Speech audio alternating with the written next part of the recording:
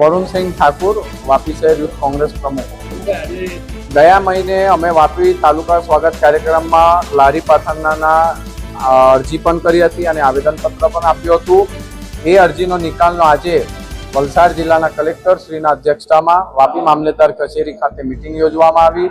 અમારી એવી માંગ હતી કે જે વાપી મહાનગરપાલિકાના અધિકારીઓ 6 વાગ્યા કચેરી બંધ થવા પછી રાતના 9 વાગ્યા સુધી આ લોકોને હેરાન કરવામાં આવે છે તે એ બંધ થવું જોઈએ અને સરકારી અધિકારી વગર જે દબાણનો અધિકારી હોય એનો કાયદો છે કે તમે માલ જપ્તી કરો, રસીદ ફાળો તો જે તે સરકારી અધિકારી હોવો જોઈએ, ગુજરાત સરકારનો નિયમ।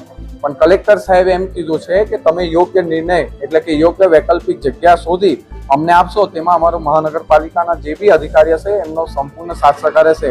પણ આ નિર્ણયથી અમે સંતુષ્ટ નથી અને આ યોગ્ય નિર્ણય નથી, તેથી અમે અમારા જે તે કરીને વકીલ કરીને અમે આગળની કાર્યવાહી કરશું અને મહાનગરપાલિકાને ખાલી ફક્ત ગરીબોનો અમે ફોટા સહિત દુકાનોવાળા કેટલા લોકો આગળ બેસે છે એ લોકોનું જે સાડી ને એ લોકોનું જે બધું આગળ મૂકીને અમે પુરાવા સાથે રજૂ કરેલું હતું।